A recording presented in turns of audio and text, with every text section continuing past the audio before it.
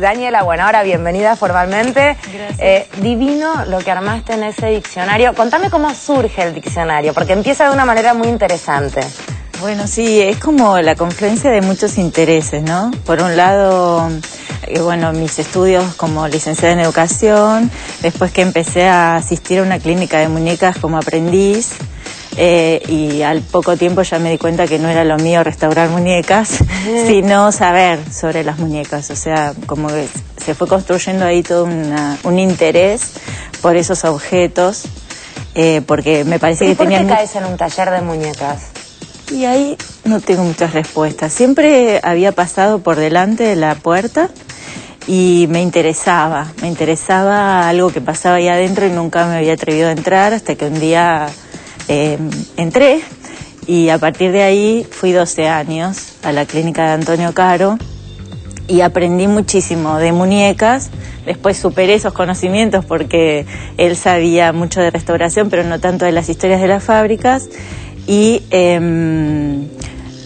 bueno, y además me dediqué como a investigar otros juguetes, ¿no? ¿Y qué descubriste en esta investigación que llevó 10 años? 10 años en donde había poco archivo, había poca conciencia también de lo que habla un juguete, porque un juguete te habla de la historia de un país, de un momento cultural de un país, de un momento histórico, digamos, momento económico, industrial. Exactamente, tal cual, no es casual el por qué cada juguete es de la forma y de la manera que es.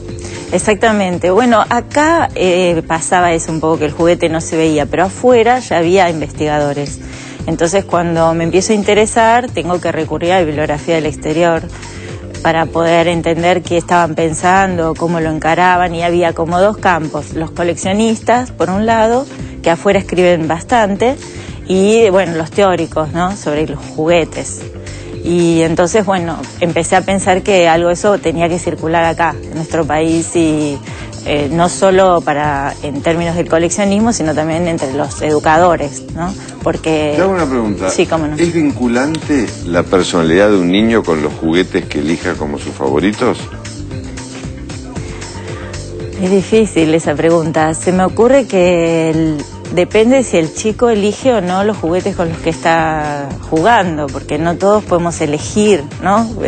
Los adultos ella decía, a veces participan. Bueno, los adultos somos los que compramos. Y el bolsillo más. ¿Cómo se relacionan los cambios sociales con los cambios de los juguetes? Y es muy importante, primero por las cuestiones políticas, del acceso, por ejemplo, o cómo se concibe la infancia, ¿no?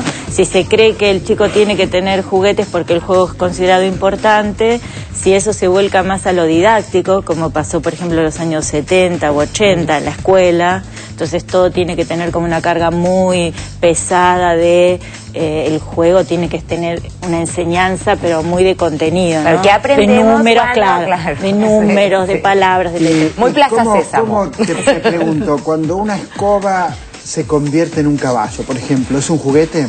Sí, funciona como un juguete, porque digamos, se llama juguete a muchas cosas, llamamos juguetes, ¿no? No se rían, pero es así. Entonces, está vinculado con lo lúdico, lo que te... Claro, entonces está el mercado, que va a establecer un objeto determinado que es vendido, comercializado y pensado para los niños, el juguete industrial, y después está el juego, y en el juego cualquier cosa se puede transformar en un juguete, y ahí se marca una gran diferencia entre el juego y los juguetes. Los juguetes como parte de un mercado, de una sociedad muy marcados por cada época, y el juego que va a tener esa influencia de la época seguramente, pero donde hay márgenes de libertad muy grandes. ¿Tu investigación qué periodo abarca? ¿De qué año a qué año? El límite primero es 1880, porque son las empresas más antiguas que encontré. Por el diccionario lo que enlista son las firmas. Y o sea, está por orden alfabético, de la A a la Z, como cualquier diccionario, con las fábricas. Las fábricas. Bien. Y la idea es que en cada fábrica aprovecho para hablar de temas generales, ¿no? Y entonces decías, arrancaste... En 1880... ¿Qué había en 1880? En 1880 había unos pequeñísimos talleres muy rudimentarios.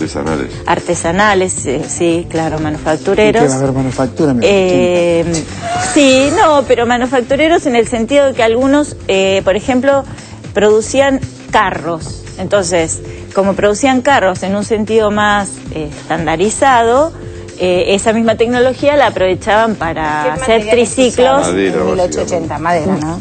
Hierro y madera. Entonces son triciclos, remociclos. Remociclos, que es un rodado que funciona como un remo. Sí, que haces 20 metros y tenés el motor, ¿no? No, claro. bueno, Claro, olvídate. Necesitabas mucho los brazos. Sí, claro. ¿Y hasta qué año? Hasta 1965, que es arbitraria esa fecha. O sea, Y si vos tenés que definir cuál es la época de oro de la industria del juguete, como también de los chicos con los juguetes, ¿cuál fue? Diría que hay dos. Una, por supuesto, se da durante el peronismo, porque el acceso a los juguetes es muy grande y porque el valor que se le da al juguete como símbolo de la infancia va a quedar muy marcado, digamos, en la sociedad. Y además porque se produce algo que es, el juguete va a mediar entre el Estado y los niños de forma directa. Es que sí, Dani, claro. Hoy siguen muchas veces cuando planteamos situaciones de llamados del estilo de que recordás, no falta nunca el llamado de alguien que relata cómo recibió un juguete gracias a esa gestión de gobierno. Es muy impresionante eso. ¿Dónde Muy ubicás la impresionante. bicicleta? ¿Es un juguete la bicicleta? No, para mí no. Un transporte. Claro, para mí es un medio de transporte que obviamente con el cual cuando tenés 7 jugar... años de edad, 8, ¿es un medio de transporte? No, por eso funciona como un juguete, es casi como un objeto de socialización, ¿no? Sí. Es como un primer paso a la independencia. Es muy raro la bicicleta, pero Sí. sí, en cierto sentido funciona como un juguete, pero no está producido solo como un juguete. Dani, Alfredo te había preguntado y vos contestaste dos momentos. Uno es el otro peronismo. es el peronismo, por este lugar que ocupa el juguete como mediador directo, ¿no? Y esta marca, porque el juguete se carga de mucho sentido por el momento en que es regalado. O sea, no es solo el objeto, es quién me lo regaló, cuándo me lo regaló, cómo me lo dieron, para qué. Entonces tiene mucha carga.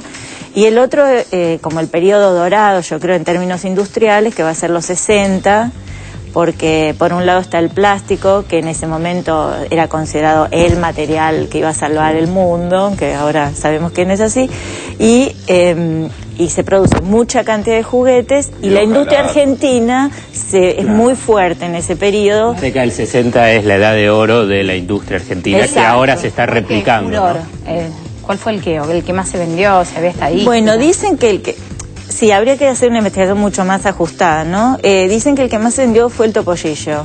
El topollillo, Sí. me caía re mal el topollillo, le pido disculpas. No, me cae pésimo. Sí, que en realidad es un juguete con licencia, Un tarado, ¿no? el topollillo, un tonto. Porque es una marioneta. Bueno, la pelota de fútbol fue para vos.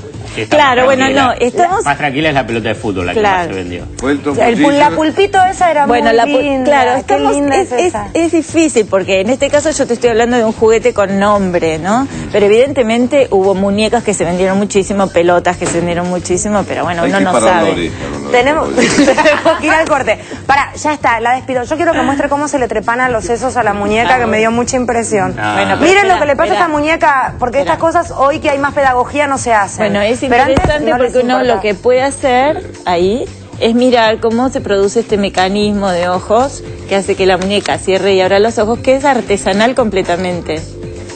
Ahí está, miren, divina. ¿Muñeca de qué año? Marilú, 1936. Ahí está, un homenaje a la famosa Marilú. Gracias, hemos aprendido un montón. Divino tu libro, muchísimas gracias. ¿Aplauso?